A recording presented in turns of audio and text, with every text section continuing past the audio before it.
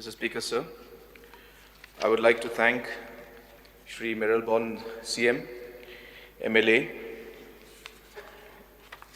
and Kong Amperin Lingdo, MLA, Shri George Lingdo, MLA, Shri Kimfa Marpanyang, MLA, and Shri P.T. Sokme, MLA, for raising a short discussion regarding the news item that appeared in Maupo dated 3rd October 2020 under the caption Pinsange ka Sarkar Bantye Ya ka entry point ha umling bitar shla ki Singbhalang. Sir, if I am correct, the translation of the caption reads, NGOs express anger that the government has stopped the construction of the entry point at Umling. Mr. Speaker, sir, the government of Meghalaya has not stopped the construction of the entry point at Umling, as per the reports in the newspaper. In fact, the work for the construction of the facilitation center at Umling has already started and is due to be completed by November 2020. Mr. Speaker, sir, the government of Meghalaya has prioritized the setting up of the entry point at Umling in Ribhoi, as it is one of the main entry points to the state of Meghalaya. It was with this in mind that the land belonging to the Transport Department at Umling was identified in 2019. The land belonging to the Transport Department was ideal, as it was a government land and was spacious to allow free movement of vehicles.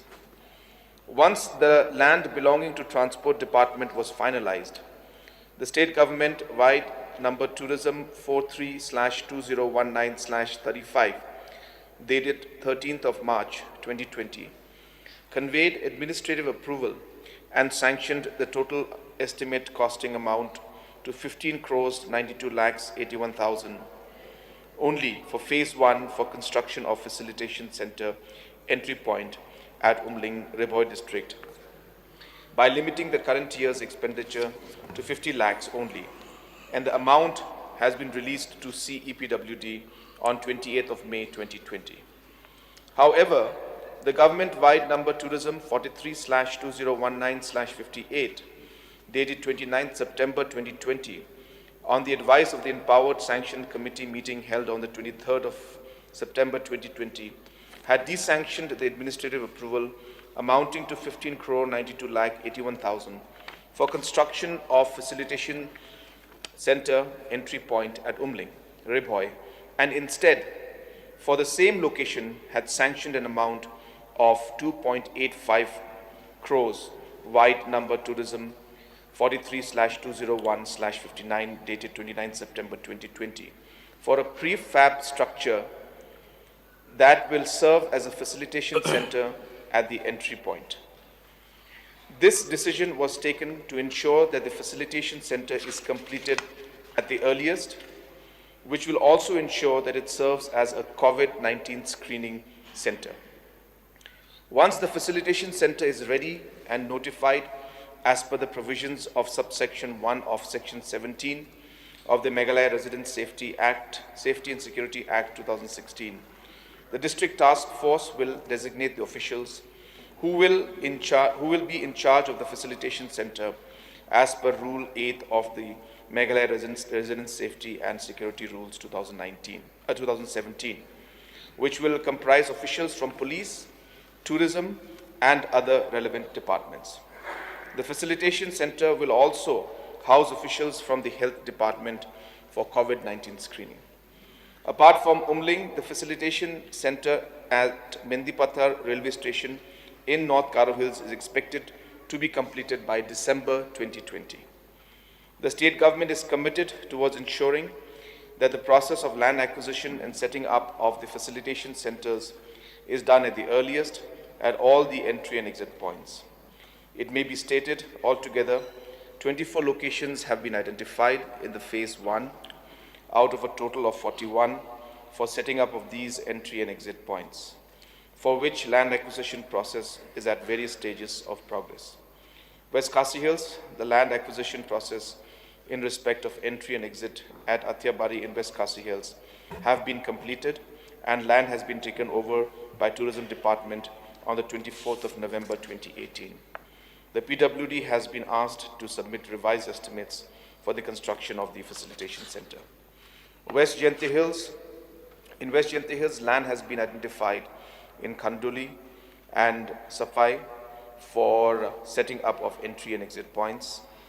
The process of land acquisition is nearly completed at Khanduli, and land will be handed over soon to the Tourism Department after compensation is released to the landowners by the Deputy Commissioner. East Jayanti Hills, the government has identified 5 locations for setting up of entry-exit points, namely Malidor, Ratachera, Moriap, Lashken, and Umkirpong.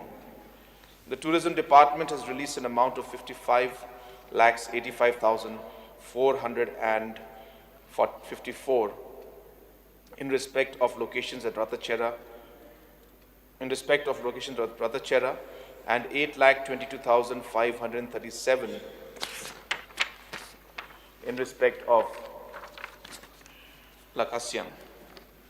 At Ratachera, which is an important entry and exit in the state, the Deputy Commissioner of East Jayanti Hills has stated that the land belonging to the Jayanti Hills Autonomous District Council is suitable for the setting up of entry-exit point. The matter has been taken up with the JHADC through the District Council Affairs Department on 9th of March 2020. In West Garo Hills, 4 locations have been identified at Medipara, Abhirampara, Phulbari Ghat and Singimari Tri-Junction. The amount for the land compensation has been released to the Deputy Commissioner and the process of land acquisition is in progress. In Southwest Garo Hills, of the 3 locations identified, that is Mirjumla, Junjuni and Oidoba Road, the land acquisition process is in respect of Junjuni has been completed and land has been handed over to the Tourism Department on the 28th of May 2020. In North Garo Hills, 7 locations, namely Dainadubi, Manikganj, Mendipathar Railway Station, Mendipathar Bazaar, Khaldang and Bajingdoba have been identified in Phase 1. The entry point at Bajingdoba is the most important entry point for which land at Berubari has been identified by the Deputy Commissioner and the process of land acquisition for the same will be initiated. For setting up of entry-exit points at Dainadubi, a plot of land has been identified at Sarangma, Shimapal, for which the Deputy Commissioner will be initiating the process of land acquisition. Sir, apart from that, a number of issues were raised by the honorable members, and I would like to touch on a few of them. May not be able to touch on all the issues. Sir, when it came to the aspect of the land being closer to the border in Ribhoi district, I think we are all aware that most of the land all the way to Umling is very high, steep mountain, and the land availability also is difficult and the terrain also is very difficult. Hence, it made most logical sense for us to, number 1, go for a land which is slightly more plainer, and number 2, it is owned by the government. Therefore, the cost involved in land acquisition and the time involved in land acquisition was not there. So keeping all aspects of cost, feasibility and time in mind, we decided to go with Umling, keeping in mind the urgency of the matter. And the entire size of the permanent location, which is about 3.72 acres, is right next to the current point where we are working on. And the reason why we needed to do that at this point is because of the different challenges which we're facing in that land, which is mainly the boulders and the other land issues out there, which may require a huge amount of money at the same time a lot of time to actually clear all of that. And in the meantime, precious time is being lost. especially keeping in mind the COVID situation. So therefore, we decided to go for this prefab structure, which will be sufficient for us to be able to carry out all the activities. There will be enough space, and as I said, more importantly, we will be able to come up with this in a very short time. As I mentioned, in the month of November, we should be able to go ahead with that. I have mentioned already about Mehndi Pathar, that by December, we should be able to complete the site and the construction of the entry point, exit point in the Mehndi Pathar railway station. The center that is coming up in Umling is obviously going to be a facilitation center and entry point, but keeping in mind the current situation that we're facing regarding COVID, it will also serve as a COVID screening point for people who are coming into the state. So having said that, I think it is very important to understand that the entire scenario in the country and the world today has changed. And because of that, a lot of different protocols have come out. Now today, the government of Meghalaya requires every individual who is coming into the state must be tested either at the gate or come with a COVID-free certificate. So when the individual does that, it requires the individual also to register with the state government. And so by default, we are seeing a situation where we are having the registration process because of the testing protocols that we have. And we strongly feel that the testing protocols need to remain because of the fact that there needs to be some deterrent. But as we go along and as we see the situation, we will decide on that. But keeping in mind the current situation, these protocols have been put in place, and therefore every individual coming in needs to be tested, and for the testing you require the person to also register. So having said that, in the process of registration, as was being mentioned by one of the members, we have created this very, very simple app where people will register for entry into the state in terms of the testing, and it will also be a registration for information about the tourists who are coming in, and at the same time it will also be a facilitation for them to actually make bookings in hotels, bookings for vehicles, and booking for entry tickets if they want to go to any of the tourist locations. So it's a very comprehensive site and a comprehensive application which will be able to serve all these aspects that we're talking about.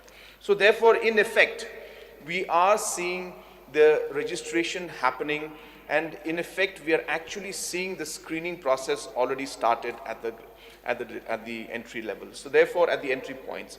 Therefore, indirectly or directly, because of the COVID situation, we have to ensure that the testing takes place, which is in turn requiring us to have the registration, which in turn is requiring us to have this application, which will then allow it to be easy for the people to register and easy for the officials and the government to also monitor the entire system. So coming to the ILP, we are all aware about how the ILP issue has been affecting our state and how we have been so many years there have been a push and a demand for ILP, and in fact many years back different resolutions were brought in, but it could not be passed in the House for whatever reasons it was. But then if you recall, sir, in the last year this House unanimously passed a resolution to demand and push the Government of India to include the ILP or include Meghalaya in the ILP list. And that resolution was passed. It was a historic day, it was a historic resolution, and based on that we have moved with Government of India. Post the resolution being forwarded to Government of India, I have personally met the Honorable Minister, and a delegation also has met the Honorable Minister, and as of now they are still examining the matter, and we have not got any clear directions as to where this will go, in the sense that Government of India will let us know in the appropriate time on what the decision will be. But as of now, the Government of India is examining the matter, sir. When it comes to the amendments that have been made, then the MRSSA amendments, once it was done, we had forwarded to the Governor. for the ascent.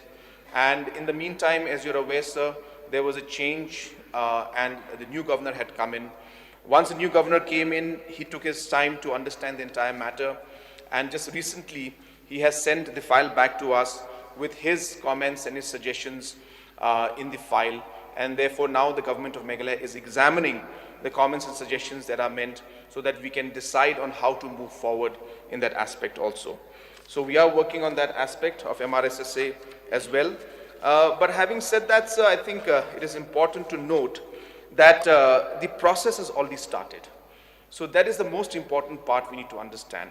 We need to realize that, yes, different policies are going to be there and different policies will help us achieve the goal that we want.